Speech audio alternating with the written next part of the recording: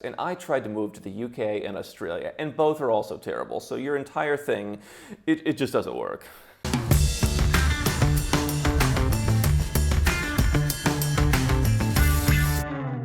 So yeah, looking at the countries which treat us the best is obviously your forte. And there is a ton of content on your channels. I've watched that for a long time. So I'll leave the links to all of your stuff down below in the description so people can find you. But speaking of the best countries, that's your specialty. I want to open the question up to which would be the worst countries, because we are in, a lot of people watching here are in Western developed countries. So which would be the worst countries out of the Western countries to live in for stuff like personal tax, freedoms, business opportunities?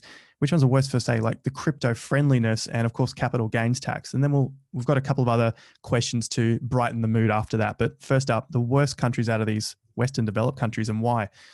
Well, if you're in a developed country, you probably think, oh, it's Zimbabwe or Iran or China or something. Okay, maybe these are a problem. Here's what I've tried to shine a light on is when we publish the Nomad Passport Index every year, we rank the world's best passports based on not just travel, but based on a number of factors: tax, obligations as a citizen, even if you live overseas, which is a big issue for Americans. And the U.S. passport doesn't even crack the top 40 anymore. So does that make it the worst? No. Certainly there are far worse, but it makes it far worse than you thought it was. And so I don't know if the Western countries are the worst. Certainly they're not the worst, but I look at Australia right now, where not only can you not leave, and if you try and go through New Zealand, then you get in trouble, and if you try and do this, but if you've already left and you want to come back, because theoretically they want everyone to not leave, right? They want all the Australians under one roof. You can't come back without fines, without all kinds of stuff. And of course, there's so many excuses. I run a business. I've been in business my entire adult life. And of course, you're going to have people who work for you. You're going to have vendors who are always going to have, a good reason, quote unquote.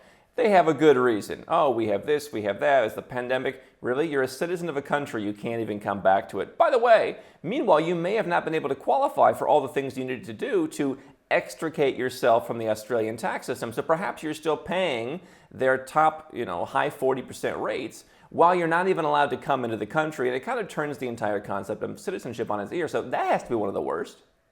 I would say New Zealand, while some of their numbers have looked good, and while they've certainly been somewhat more tax favorable, is drifting in the wrong direction. It's easy to pick on the United States, and they've done a lot of dumb stuff. I think that what makes the U.S. problematic is they're very unreliable right now. And even 10 years ago, you saw guys like Steve Wynn saying that the Chinese government is much more reliable and much more easy to deal with than the U.S. government, because things are always changing. So if I'm in a new space, that's going to be one of the worst for me, because I want some level of certainty. So any kind of big country, any kind of legacy brand country, in my mind, is a problem. Are there some that are better than others? Sure. But even some of the ones that I liked out of those English-speaking countries, I've been a big fan of Ireland for a long time. I think that they've probably done some things in the last year or two that have been silly as well. So there is definitely a trend. The culture in the Western world is moving towards less freedom, higher tax. By the way, in the US, it's bad if you're successful. They want to basically put all kinds of new taxes on the top 0.3%. Well, if you were buying Bitcoin at $5, as people I've been working with recently, if you started a business and you did well selling something online, it wouldn't be that difficult to make it into the top 0.3%. It sounds great, but that's what it's all about in the Western world, what sounds great right now. It's not about what that actually is. So you made $1 million. Okay, congratulations. Very successful. It's a lot of money. It's hardly unique anymore. Millions of people, tens of millions, hundreds of millions, they're making $1 million. So I just think that that's the problem with these countries in general. It's hard to pick one that's worse than the other, because they're all kind of playing from the same playbook.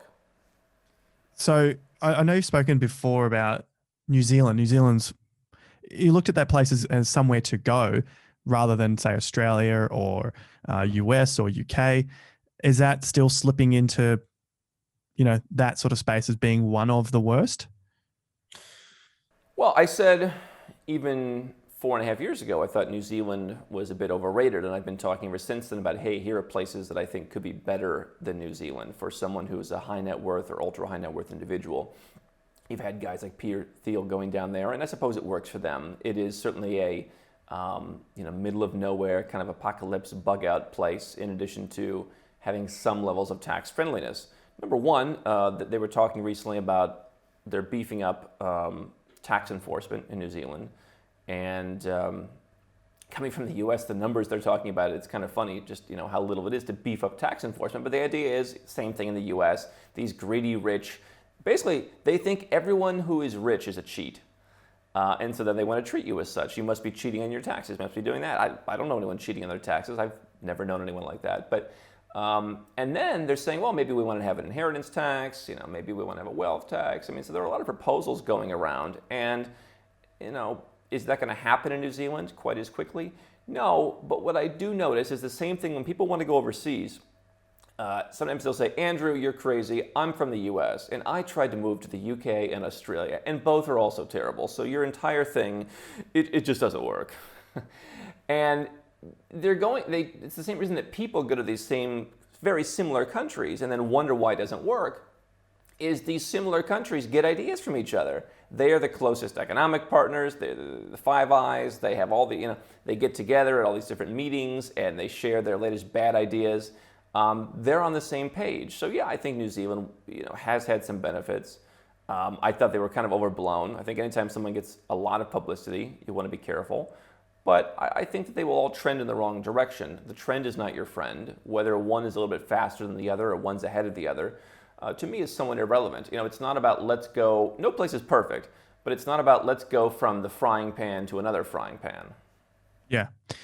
In that case, we got the frying pans. I was thinking of structuring the question a different way. If you had to choose out of these countries, which one would you go to? The UK, US, Australia, New Zealand, Canada, Singapore.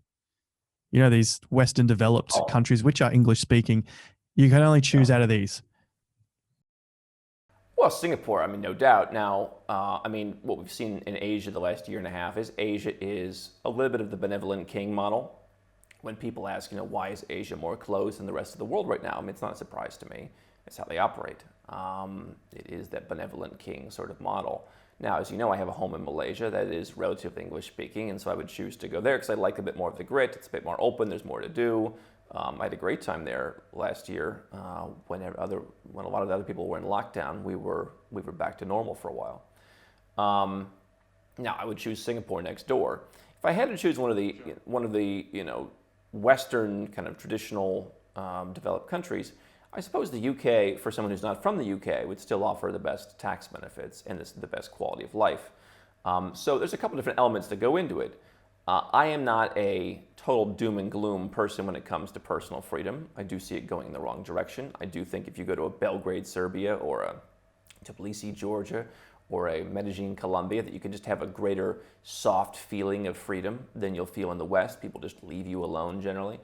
But I think that you could deal with it in everyday life. It's funny how people complain that other countries don't have freedom. They live in New York City, they live in Los Angeles. There's rules, about how you water your lawn. Come on. But I think from a tax perspective, listen, when you are... When you're 7 or 8 figure or 9 figure, the financials matter. And the financials matter partially from an emotional point of view. How do you feel about giving $20 million away in your lifetime? Not good. So I would probably choose the UK above Singapore, but then Singapore or Malaysia. Are you talking about the territories of the UK? I know you've spoken of, say, like Jersey or Gibraltar. I'm talking about the UK, and if you set up your affairs properly, you could be relatively tax friendly. But sure, would I personally want to live in Jersey? No, but Jersey could work. We have somebody going to Gibraltar right now. SARC has become incredibly popular. The population has gone up by like 20% to 1,000 people or something. So, but no, I think the UK, living in the mainland UK could also work. But if Singapore's on the table, I'm taking that. So people ask, Andrew, how do I get the most out of Nomad Capitalist? How do I begin my Nomad Capitalist journey? The first thing people do is they start right where you're at. They watch YouTube, they listen to podcasts, they read articles at nomadcapitalist.com. We've spent years creating thousands of pieces of free content so that you can get the vibe from someone who's actually done this, from someone who's actually been in your shoes.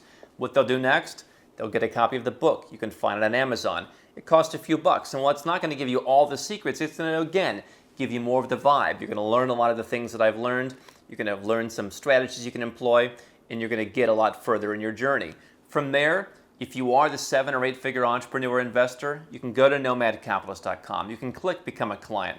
We're pretty busy these days, but we have availability to help a limited number of people who want to create a holistic plan, something that I think is so important. So if you want to do that, go to nomadcapitalist.com, click Become a Client, learn more about how it works and how we can help you.